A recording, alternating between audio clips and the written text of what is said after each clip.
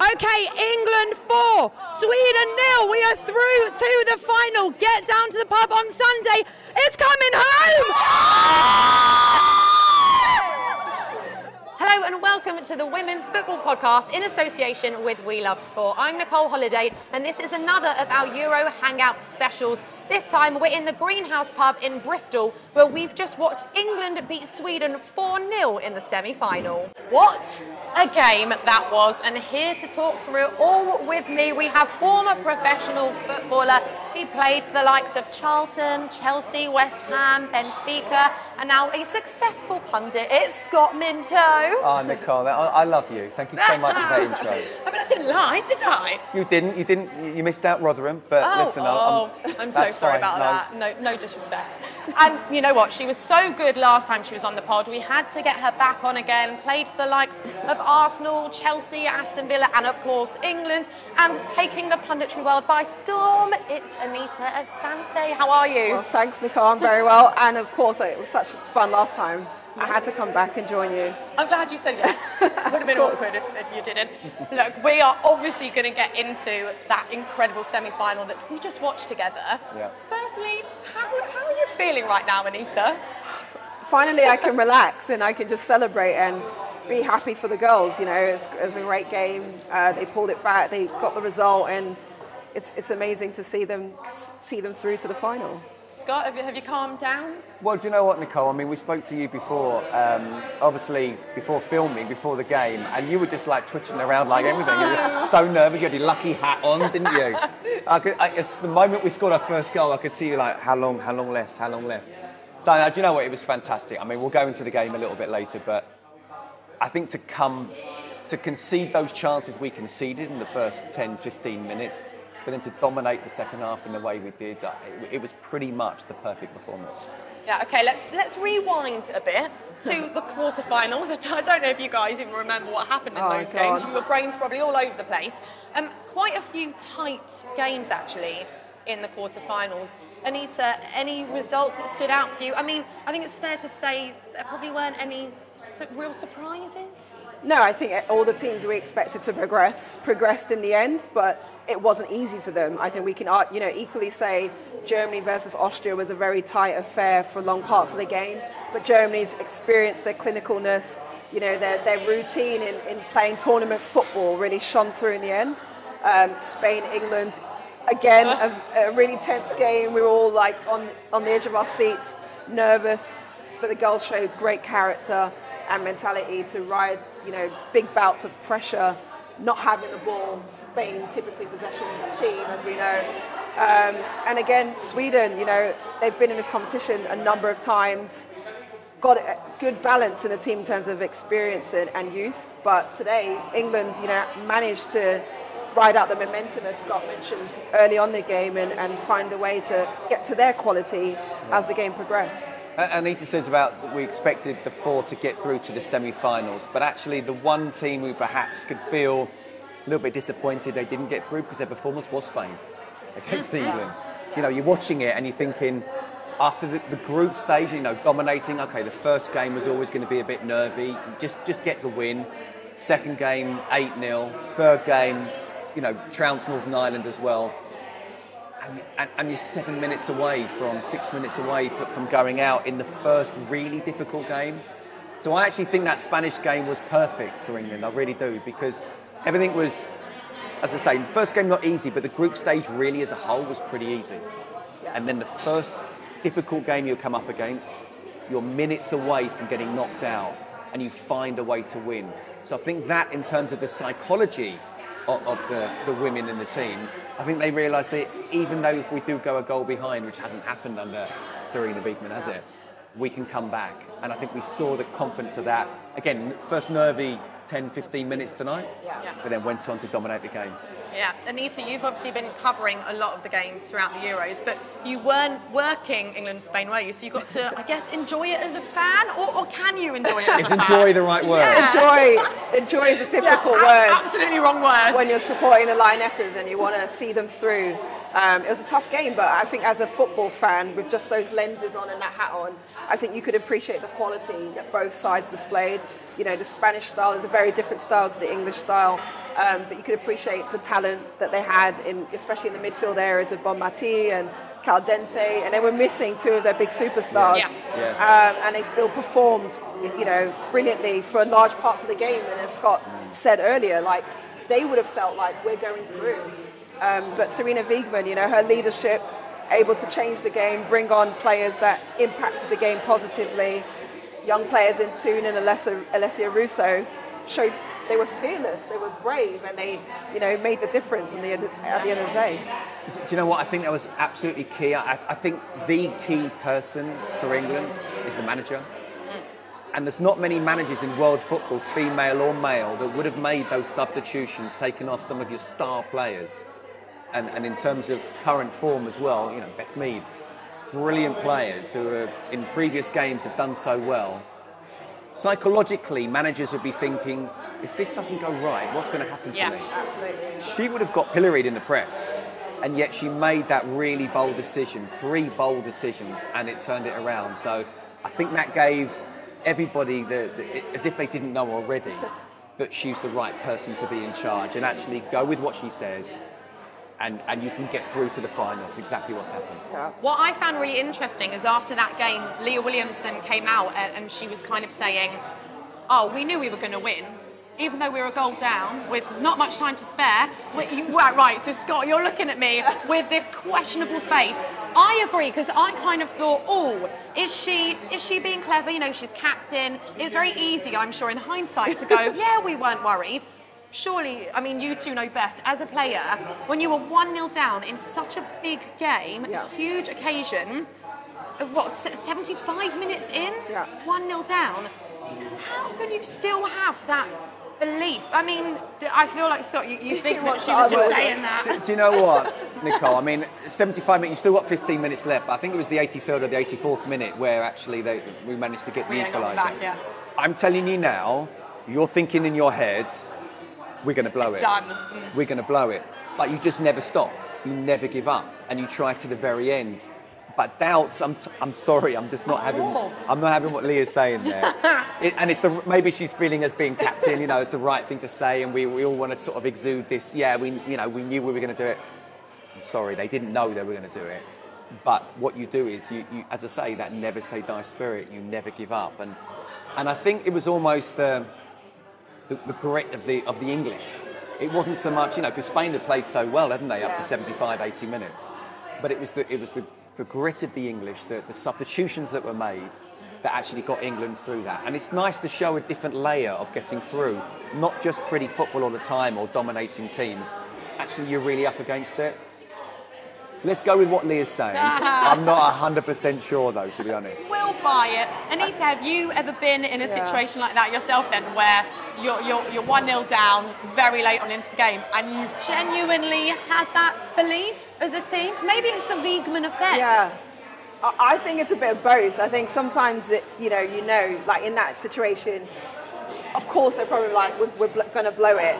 But then you get a wave of momentum and you have to believe in it, and you're almost kidding yourself into believing it to make it happen, to try to make it happen. So you're just tricking your brain going, we're going to do it, we're going to do it, we're going to do it. Because it probably allows them to feel more brave as well, to take those risks and make those riskier passes in the stage of the game when you really know that anything can happen if you open up the game that way.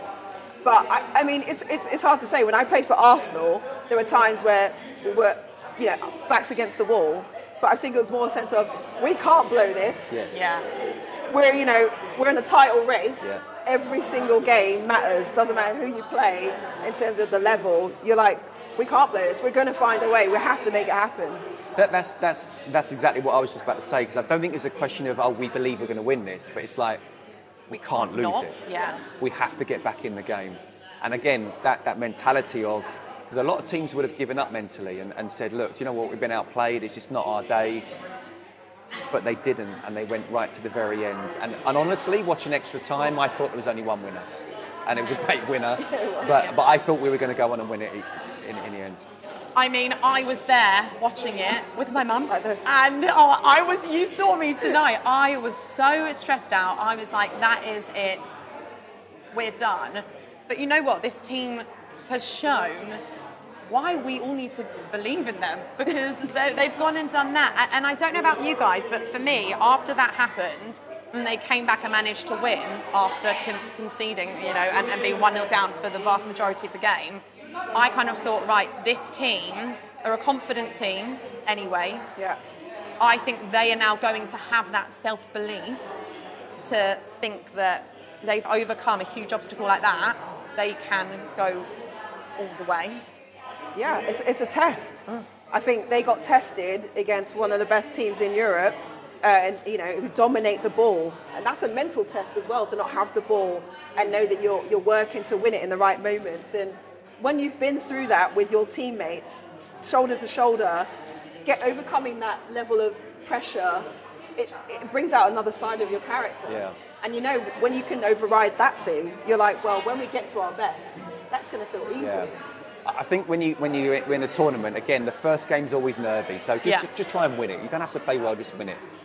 Then you go and you progress. If you don't have that one really tough game, it's always in the back of your mind. Even if they'd have beaten Spain 3-0, still in the back of their mind, it's like, we haven't conceded first yet. What happens if? How are we going to react to that? Now they know how they can react, and in a very positive way. So even now looking to the final, and even tonight, would have conceded one of those early chances, we wouldn't have been out of it by any stretch of the imagination, because they've done it before. And if you've done something before, you can do it again. So they've got that belief where okay, we're going to go on. Even if we concede that first goal, which generally in football is very, very important, the game changes, the team that's 1-0 up can maybe make themselves a bit more compact.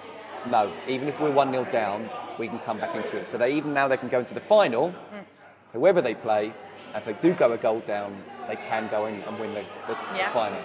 So we were saying that there weren't any real surprises in the quarterfinals. So heading into this semi against Sweden, how did you both think England would get on? Be honest, okay? We predicted the same scoreline, didn't we? Did you? What, 4-0? Yeah. No, not the right scoreline. In fact, I think you predicted 2-1 as well, didn't you? I did, yeah. We all went for 2-1. Yeah. But I don't know why, because England have only conceded, one goal in this tournament. Mary Earps is so solid in goal.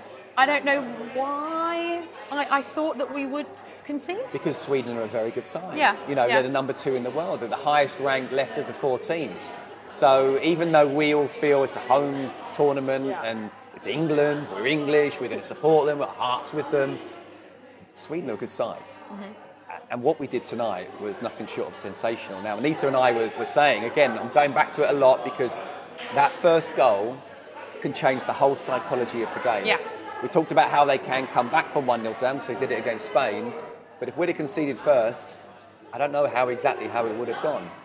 But we went through the first 20 minutes. Mary absolutely superb with some fantastic saves. And then once we got that first goal, what a touch and strike. Absolutely brilliant. And second half, I thought we were superb, to the point where if we'd have played for another 20 minutes, it would have been 5 or 6. Oh, God, yeah. I mean, right, let's get into this semi-final then. I feel like we need to talk about it. Firstly, when you saw the lineup, I mean, I was going to say, were you surprised? Probably not, because we know Serena Wiegmann doesn't really make any changes. There'd been quite a bit of talk about potentially Alex Greenwood coming in instead of Rachel Daly. Alessia Russo, who we will talk about later on. What a goal. Potentially coming in for Ellen White, maybe. Were you expecting any changes, Anita?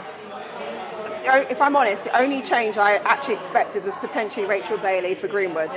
And for me, that was on the basis of balance, her being a natural left footer, her being more of a defender who thinks danger first, and Daly's attributes are more going attacking and going forward. But in terms of the overall lineup, no, I expected her to come out with that lineup. I talked about it in my column as well. That you like that synergy, the momentum of a team that's well played into a tournament as well, and to know that you have the bench that can come in and impact the game, and those players just come and they raise the level again. They seamlessly fit into the team and make things happen. And of course, it's easy when those players make that kind of impact to think they should be starting straight away, because it's kind of immediate. We want these players in now, but that's the beauty of a squad with a manager who's brave enough and bold enough to make crucial decisions in pivotal moments. Yeah, that first part of the first half, Scott, that felt quite frantic. Yeah, was that nerves getting the best? Your heart rate was getting even higher, Nicole. I could feel it. I could feel it. Sweat dripping down the forehead. Absolutely. No, I mean, just in terms of the team selection, I didn't expect any changes, but I actually would have put in Greenwood for Daly. Yeah. And I actually think Rachel Daly, for me, was one of my, player of the matches. Absolutely, because the pressure on her, knowing that everyone was talking about, even if it was one change, that she would have been the change. Yeah. And play the way she played, where I actually felt she played better than Lucy Bronze tonight. I thought in the first 20 minutes we were talking, weren't we, about between her and Millie Bright there was too much space and Lucy Bronze was trying to push on too much. Millie Bright wasn't coming across, Lucy wasn't tucking in. Whereas on that left side, it looked very, very compact. So I thought Rachel was absolutely superb on the whole evening, I really do. But yeah, first 20 minutes, I'm thinking, just hang in there. Right? Hang in there. Yeah, Sweden were the dominant side in that first part of that first half. And it reminded me a little bit of the first half of the game against Spain, where we're coming out looking a little bit chaotic, a bit nervy. And then obviously we all know how it ends in England's favour. But is that just, the sheer nerves getting to you? Yeah, I think it could be a multitude of things. I think nerves is one of those things where they're at a semi-final, they've reached it 3 times prior to this tournament, and in the back of your mind you're like, this is our opportunity, this is our chance to reach a final. We've got the whole support of the nation behind us, everyone's counting on us to do it, we've had a great run so far, we're almost there. So you come out and maybe you're a little bit nervous and a bit tentative, and you're also trying to probably feel out the opposition. What are they doing? Are they coming out? And Sweden, to be fair, I wasn't expecting them to come out the way they did. They came out guns blazing. 20 seconds. They had that 20 chance. seconds. Yes, early save from Mary Earps. Yeah. Gosh. But again, football's all about moments, as we discussed, myself and Scott, saying that you don't capitalise on those moments, the pendulum swings. Absolutely. And it's the team that manages those moments at the end of the day and is clinical in the right moment that will come out on top. And Beth Mead got that first goal. Nice goal from her. She's looking good in this tournament, isn't she? Do you know what? It's a really good move. First of all, Lauren Hemp whipped in a great ball. And then I think it might have been Lucy Bronze who sort of whipped it in the other side first time as well. But when you think about her body position, the first touch, laying it lovely just for her to volley it and strike it. Those 2 touches, absolutely superb. And they changed the game. That changed the game. That moment, 2-0 for me killed the game, but 1-0 changed the game, because up until then I still fancied Sweden being the better side. Yeah. So for her to first touch, bang, keeper's got no chance. I felt sorry for the keeper in the end, and you know that personally, don't you? But what a wonderful goal, it really was. The golden boot is looking quite good for Beth Mead, isn't it, Anita? It's looking pretty good for sure, and I think Beth has been unbelievable throughout the tournament. She's performed really well.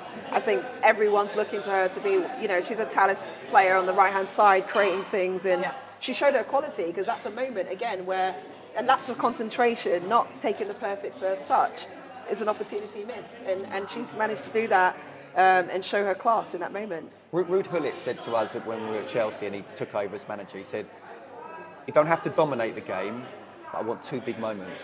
Ooh. And that was one big moment, and that changed the game. Completely. So again, we weren't the better side at that particular. We'd calmed things down a little bit, but I still think up until that moment, Sweden were the better side. But Beth just stepped up with that touch and strike. What a moment. And like you said, it did change the game. At half-time, what do you think Serena Wiegmann says to them? Because there's a thing that we keep seeing, it's quite repetitive, that the first half we can be a little bit shaky, and then we come out in the second half and it's just completely different. We look so much more comfortable, don't we?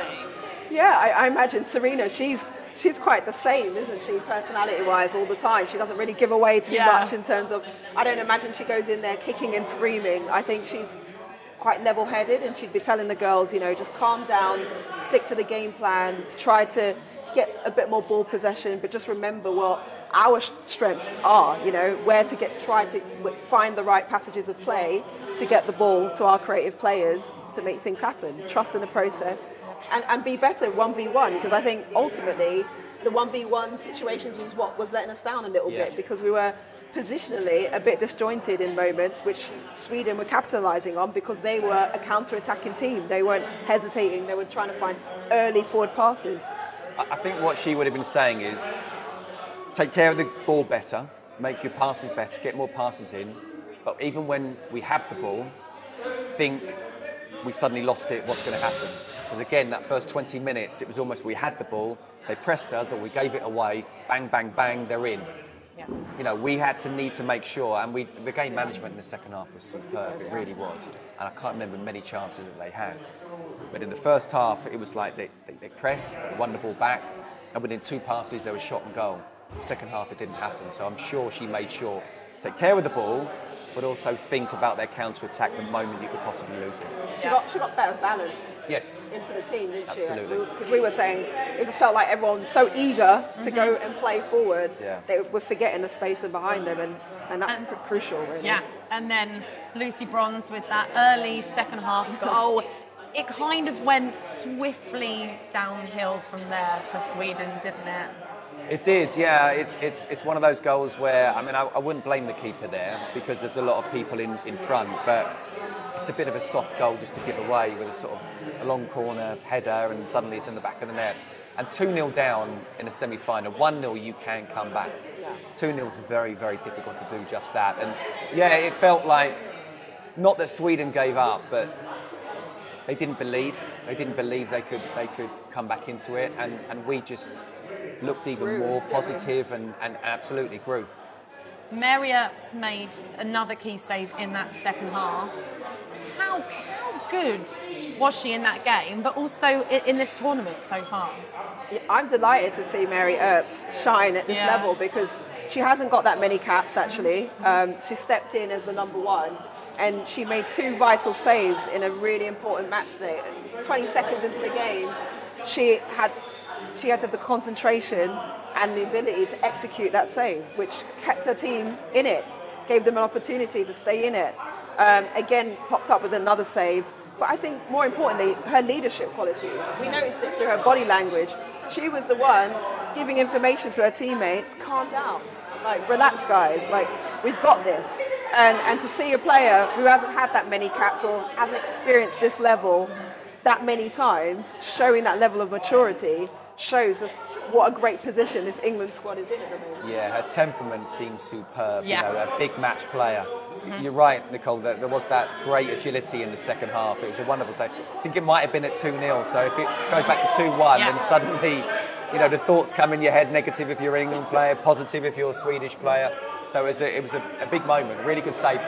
But Anita's absolutely right, you know, the way she was sort of marshalling defence. The sign of a good goalkeeper is not just good in terms of shot stopping, but coming out at the right time and also just telling your back four, you know, barking orders every now and again, and that's exactly what she was doing.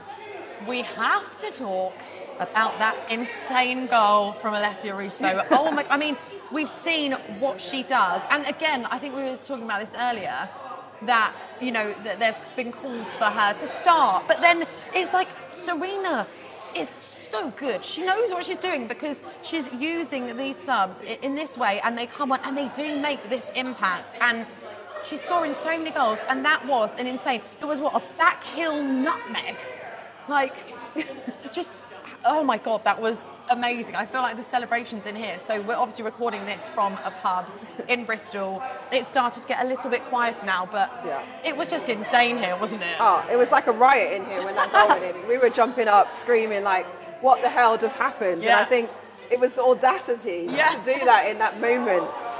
You know, and I think, again, it shows another young player coming in, fearless. But Serena's like the oracle or something, isn't she? She just kind of knows when to make these decisions and how she trusts her players. She knows their qualities, and they've delivered every time. We'll see you in the Matrix soon, won't we? For sure. And I just think it was, what I like about Alessia is that I think you can kind of see her intelligence. That she's learning from the bench. Yeah. She's watching the opposition probably, and how she can capitalise and where she can find those spaces to make a difference, and it's worked every time.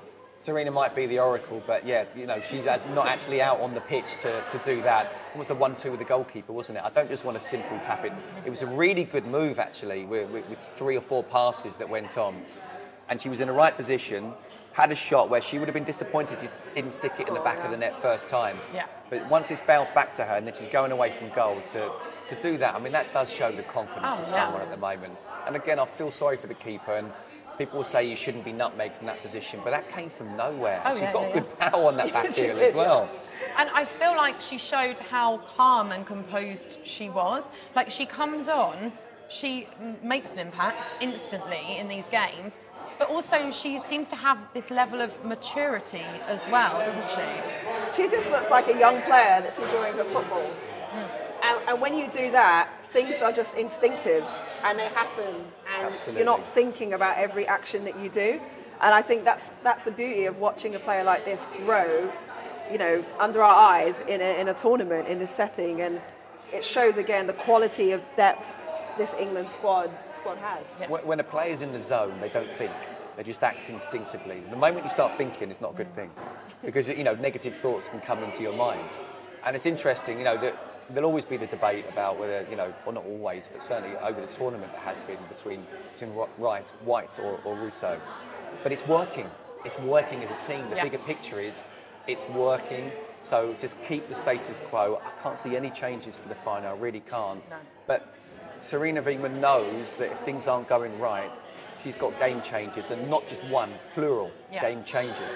So she knows after 60 minutes she can 1, 2, 3, 4 substitutions, and then something can happen that way. So I think it's Eddie Jones, the rugby manager, who says he calls them finishers. Not substitutes, finishers. Yeah. And they finish the game off, and that's what they're doing. Absolutely. And then we got that 4th goal, and I mean, if the game wasn't already just completely killed off, that was it. And then it looked like we could have got more after that, didn't it? The momentum thoroughly swung in England's favour, and you saw them growing in confidence, them taking opportunities. The combination plays that we saw was just a team that everything is going well and you're not thinking about it, you're just connecting, the relationships are there. And to be fair, when you've got that wave of momentum against you, it's really hard to stop. Yeah. And that's the feeling we got watching Sweden. They didn't know how to solve or stop the threats in the end. Yeah. So I think that second goal was really, really important, but by the time we got to 3 and 4-0, you're right, the combination plays, the passing, the 1-2 touch, the turning on the ball, the confidence you could see that they had out there. That, for me, obviously the most important thing is to win the game. But people just say, oh, just win the game, you know, by hook or by crook. Yeah. Well, how do you win a game? By putting in a good performance. Or what's the best chance of winning a game? By putting in a good performance. And I think the way we grew into it after that first 20 minutes, the Spanish game helped.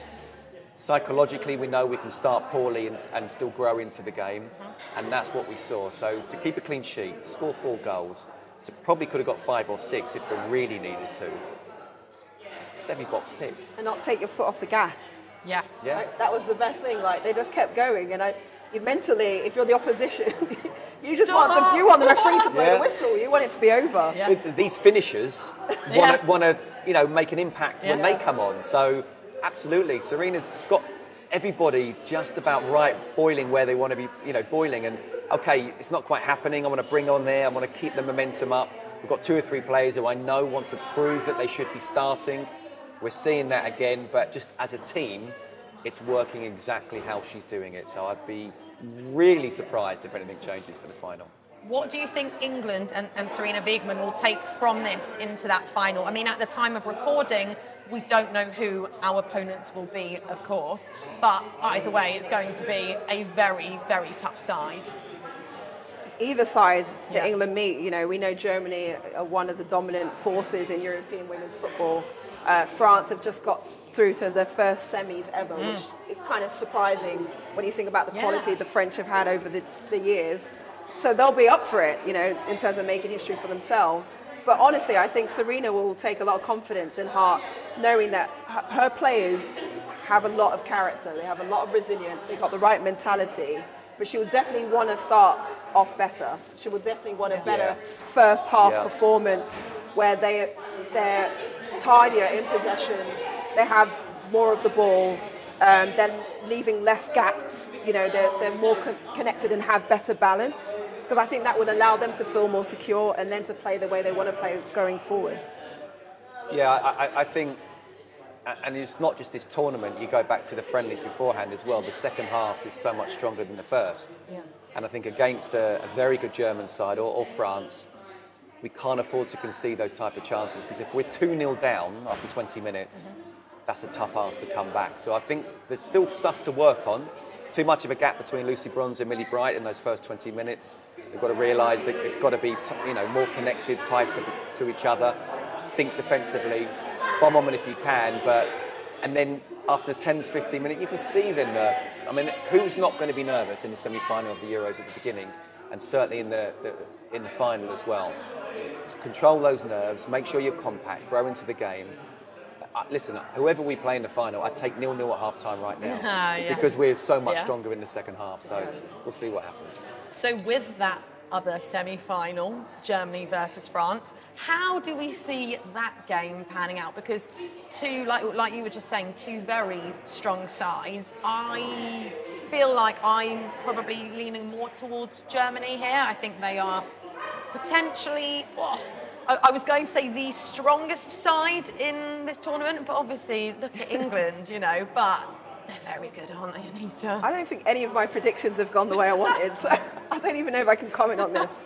But no, again, I think it should be, hopefully, live up to what we expect from a semi-final. A very tight, good contest with two really great sides who I think have a lot of depth, both of them in their squads. You've seen France look to their bench as well to impact their games. Obviously, they lost Katoto earlier on in the competition, who was, supposedly going to be up for Golden Boot potentially in this tournament. So that was a massive loss to them. But I just think with the Germans, what I've seen is a very consolidated performance. German performance. Efficient, right? And like a good Benz. They just get things done, and they're not always, the finesse kind of, fancy footwork type of football team, but they have really good, forward players in Pop, who... And she's scoring a lot of it. She scored a goal in each game every, so far, right? Every game so far. She's one of those players I've played up against for years and years, but has never played at Euros because of injury.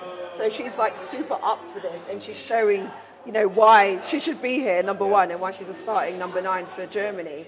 Like I said, I just think they're very efficient. They're a well-oiled machine, and it would be hard to see them not outwin France on the basis of their clinicalness, because France should have been home and dry against Netherlands in the first 45 minutes with the chances they had, and they did not manage to see them off. Yeah, I think you've got two teams that kind of represent their countries in a way, because absolutely the well-organised, the slick, everyone knows what they're doing. Not mechanical, because they're better than that, but they look a proper team. They look like everyone knows what they want to do, with a player with a point to prove, because she feels that, she should have been playing but for injury in many other major tournaments, and they are a very good side.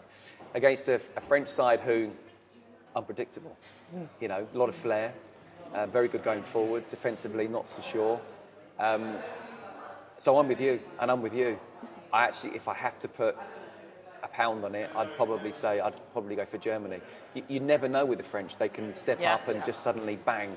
What a great performance that is. In all sports, you can pick out games where France have done that, but I have to say the reliability, the organisational skills, and just the way they've played so far in this tournament, I'll go for Germany. I'm trying to ask you to see the future here, but if we could do that, we'd do 6 numbers for the lottery, Nicole. And we'd be in Barbados. Very true.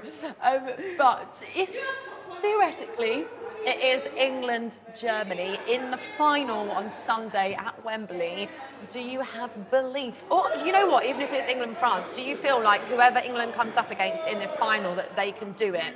That they can bring it home? Absolutely. Yes. I mean, I don't think it'll be easy. No. But at this phase in the tournament, it's not supposed to be. These are the best teams in Europe going against each other, and I think if England get there, they'll be having that feeling of like, we're here, we're finally here. This, we've been through all the nerves and all the shaky, somewhat performances to get to this point where we can actually create history for the first time as well. I mean, of course, that's a big thing to carry, but what a monumental thing it would be for them as a team, but for the nation as well. Yeah. So this morning, waking up, I'm thinking, okay, what do we think tonight? I do think we'll win. We'll get through. What do I think with the other semi-final? We've said I think Germany. So England-Germany final. This morning, I'm thinking that what I've seen of Germany so far versus what I've seen of England before today's game, my head says Germany, even though my heart says England. What I've seen tonight, I think England can beat anybody. I really believe that England, they've had that one really difficult game where psychologically they know they can come back from the brink, and then they've almost dominated tonight's semi-final. So whoever they play, they'll go into the game with lots of confidence. They will be nervous. The first 10 minutes, and why would you not be nervous? I mean, you're almost not human if you're not nervous in a Euro final. But again, they've shown where they can grow into a game. So as long as they don't, as we said, concede those early goals, I believe we can beat anybody right now. Oh, well, fingers crossed. Right, I'll let you both go. Anita, Scott, thank you so much. It's been an absolute pleasure. So, guys, just to end the pod, so it is coming home then? Yeah? It's coming home. It's coming home. Come on, it's coming home. It's coming home. Thank you, guys. Make sure you subscribe to the Women's Football Podcast on all podcasting platforms, and you can follow us on social media. On Twitter, it's at TWFP1, and on Instagram, it's at the Women's Football Podcast. And finally, if you want to find out which pubs are showing the other semi-final and the final, or if you want to come to our event before the big game on Sunday, then head to www.welovesport.co to get your tickets. See you there.